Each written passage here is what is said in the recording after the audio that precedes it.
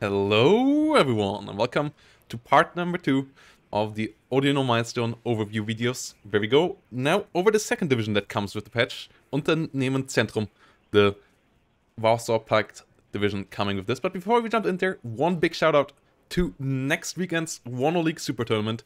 On the 28th and 29th of January, we will have a 32-player big Wano tournament on the SDL, Twitch and Discord, and you can join in there, and you can come in here. It's a best of one, up to best of 5 format, Saturday and Sunday games with single elimination. So everything is on the line. If you have a good run, you can make it all the way to the finals, and we also will have a prize pool for it.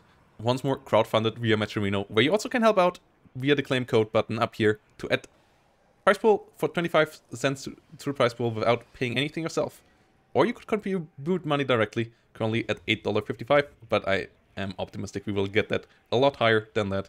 And I'm really looking forward to test the Odino milestone in the competitive scene with that. Really looking forward to it. I hope you do as well. See you all next weekend, and let's go into Unternehmen Zentrum, where we start in the logistics hubs as always. And here you already can see this division brings a lot of different options of supply. You have basically everything. You have the MTLB which comes as amphibious and with 500 supply. You have the T813 as the big supply truck, the Ural as the mid-sized, the Mi-8 as the smaller helicopter, and then the Mi-26 as the big chunky helicopter for your supply coming in. Your CV options are pretty versatile as well. You have a UWATS, you have a BTR, not a big fan of these. You have the BMP. I'm not the biggest fan of these. The SPWs I quite like, especially now that you don't have to keep them in the front, in your real lines anymore. You can just drive them around fast. In the front line, they're still helpful with the armor, so I like them a bit more than the UWATs. I would go with this for the speed, so that you can capture as many points as possible with the new CV system.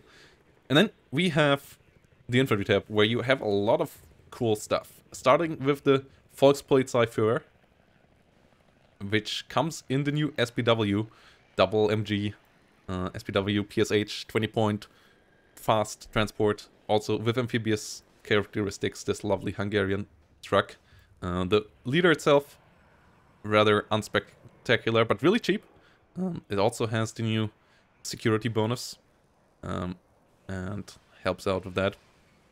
Then Volkspolizei, 15-point infantry with an AT weapon, really solid in that regard. The AT weapon is garbage. The RPG 18 is really bad, only 39% accuracy, 500 meter range, but it is AP on a really high availability unit with 12 availability and 15 points priced. You can bring them in the SPW as well. For 35 points, you get a solid MG, and you get some rearguard units that can defend against or maybe sabotage enemy.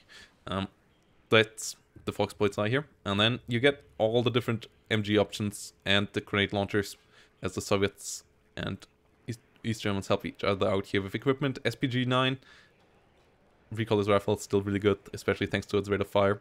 Also comes as Fallschirm squadron here, so can be forward deployed. Same here with the Fallschirmjäger MG, and same with the Fallschirmjäger ATGM here. SPG-9 on the track, 35 points now.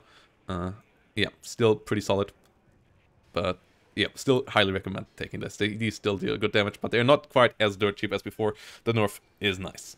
Motostrelky Medis ATGM, still really nice to have, especially now with lately with 6 Medis missiles and Motostrelkys in different forms here. The BMP version only coming in BMP once, sadly. No BMP 2s or BMP 3s. So that's really one of the weaknesses of this division. You don't have any high-level IFVs. BMP 1 PG is the best you get, though those are still decent-ish, I would say. BTR 80s, relatively nice transport, but for 30 points, not so amazing. At least it has armor, and it's amphibious, so are all these units. They also get the IFV trait, which helps out together with the Motostrelky, which have the IFV trait as well, to help each other out. That combat will be interesting now, fighting with IFVs and infantry next to each other. Conquerors here coming in different forms as well. The East German units, a lot of them coming with Resolute, which is a nice buff to them and their resolve. And then Pioneers with TNT, and Pioneers with the new AGI triple rocket launcher with incendiary warheads. Romanian weapon system. Really, really strong in CQC. 9 ammo, so it has 3 full salvos, salvo length of 3. Pretty solid. It's pretty close to the firepower of the Flash, and that one is really good. You can have RPOs as well, and the weapon loadout is rather similar, so I would say the AGI should be a bit better. But the RPO half pretty decent as well, as it has more damage per hit, but it shoots its shots a bit slower and it has less ammo.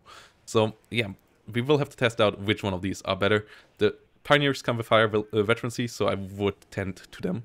And then the normal sub-Harrys with leader, decent leader here, Pioneer leader, decent as well.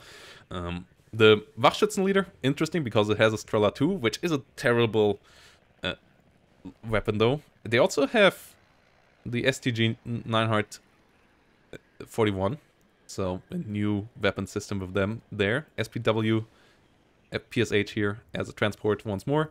And then Wachschützenost as another CQC unit with satchel chargers and a lot of Scorpions. Scorpions not amazing, not terrible, but yeah, it gives them solid firepower on the CQC. And then the normal Wachschützen, which also get RPO. They are the same price as the Saperi.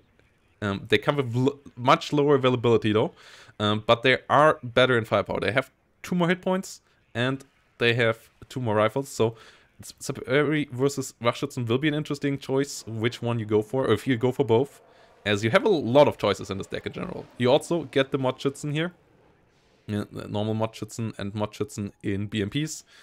These don't come with the IFV traits at the moment, which is interesting to see.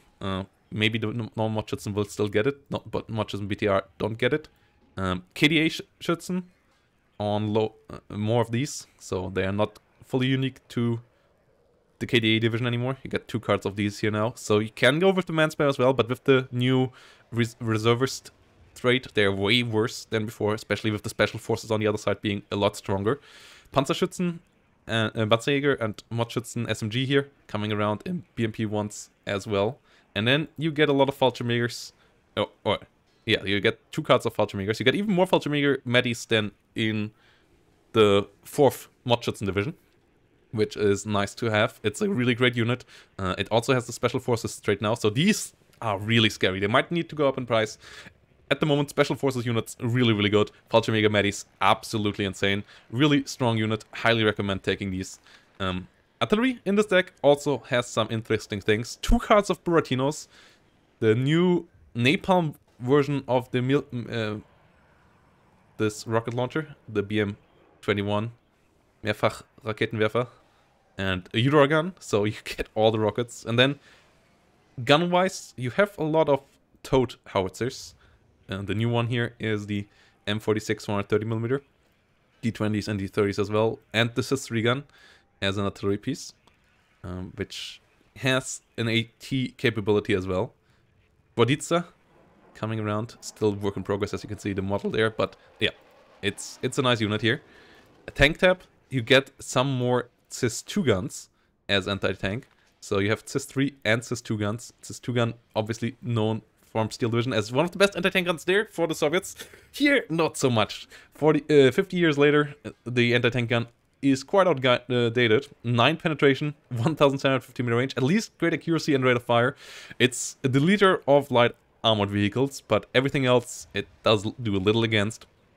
You also get some 100mm Rapiras, so you have a better option here as well if you want a high quality one. But the availability in here, I could see some annoying stuff happening with here. T-34-85s come in with this division once more as well.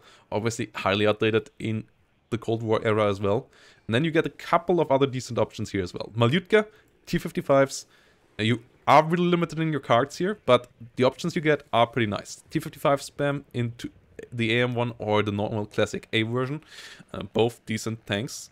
And then you get some high quality stuff as well with T-80Bs and T-64 BVs, so a second division with the T-64s, both really solid tanks, with the autoloader being really helpful all around, and decent penetration, slightly better frontal armor on the T-64, but it's a slightly slower tank for that. Other than that, relatively similar, better ATGM here for 10 points, better frontal armor, better ATGM, but worse speed. So That's the tanks here. I would recommend taking both, I guess. You also get better numbers of card on the TADB, and then see what of the other units you can get. But you could go full on mass spam here as well. The choices are quite plentiful in this division. Not just in the infantry, but also in the tank. In the infantry, you get some Motorrad Redgas, which have the IV trait, some BRMs, which can be amphibious, and some BRDMs, amphibious as well. The Soviets have a lot of these amphibious units around. Mod Kranzer and the normal Kranzer. So a couple of only the BRM as exceptional optics. No recon helicopter. You get helicopters here with the Mi-8, but these don't have the recon optics, so that's a bit of a bummer for this division. Yeah, that's really one of the biggest issues, because recon helicopters are really important. You don't get any exceptional optics infantry as well. None with the new ground-based radar system, so it's really one of the weaknesses of this division. AA is rather good though. You get one card of Books, the best long-range AA in the game. You get Priusa and Shilka. The Priusa having radar, the Shilka both having radar, the Priusa just being a slightly better weapon system here than the Shilka. The Coop coming around here with 2 cards, pretty solid as well. Strela 10M, really good one that is not affected by seed. And then decent versions here of Manpads. Igla, pretty good. And the Strela, not so good, but dirt cheap. So usable as well, I would say. You can get a 4 deployable one, but it costs you 50% extra, so I'm not sure paying that for this unit here is worthwhile. Though, if you want to protect your Fultramirius by any cost, this is your unit here. Helicopter tab, not the most amazing, not the worst. You get Mi-24Ds, 1 card with 2 availability. Yeah, decent attack helicopter with AA missiles that are completely garbage, but the rockets are nice, the gun is decent, the armor is helpful. You get some Mi-8 TVs, which are not really recommended at the moment in my eyes, with 8 damage, no ECM. Them being more expensive than the Mi-24D doesn't really make sense in my eyes. They should go down in price. Currently, not really recommended. The Mi-24 VP though, a really, really high class quality helicopter here. 20 ECM, armor, Cocon, ATGMs, 16 of them, so really strong in that regard. Your best anti-tank hunter here. You get 2 cards of these. Your slots don't really allow for many, so you have to see how many of these you take. It's a good helicopter, it's rather pricey as well, but guns of airplanes are way worse against helicopters now, so let's see how well these will do now on the battlefield. And then we have aircraft, which are lacking in AA capabilities. Because obviously you're behind your lines, you're not supposed to shoot down enemy planes because there's not supposed to be any planes. Your AA is supposed to do that. So in 1v1s you might struggle with air superiority fighters of the enemy, but your ground support to pummel Berlin into the dust is rather nice. You get the Su-25 rocket, you get the Su-25 cluster, you get the Su-22, Su-22 napalm, Su-17, which is nearly identical, with more rockets, and then Su-22 with AT missiles, and Su-22 with gun pods, the extra UPK ones. So this one's still, like 230mm is still pretty decent against helicopters, and with the extra 23mm, this thing still shreds helicopters, and it's also pretty good against any kind of soft targets. It's rather expensive though, but the availability per card here is pretty good as well, so yep. Air tab, rather decent. All tabs, rather decent, I would say. This deck should be the best all-rounder on the Pact side. It doesn't have high-end tanks, it doesn't have the best of infantry, but it has a good all-around stuff. Recon, not the best, but workable. AA, really good there as well. Helicopter, workable. Air, pretty solid, just missing one better air superiority fighter. MiG-23 MLA with only short range missiles, not the greatest, but 155 at least is really cheap. So yeah, it's a good deck, and it really fits in nicely with this big patch, in which we will go deeper in the next video with all the traits explained, the new map, the new overlay for the map, and a look on the new UI changes as well, and the new gameplay features. So I hope you're looking forward to that. That video might take 1 or 2 days, as we just got the patch today. I was as surprised as you guys are. You didn't really had radio silence about this patch dropping, which is a nice surprise, but also means that this next video might take a day longer to come out. So I hope you have your eyes open for that. If you don't want to miss it, leave a subscription down below, and I hope to see you in the next one. Bye bye, and have a great day.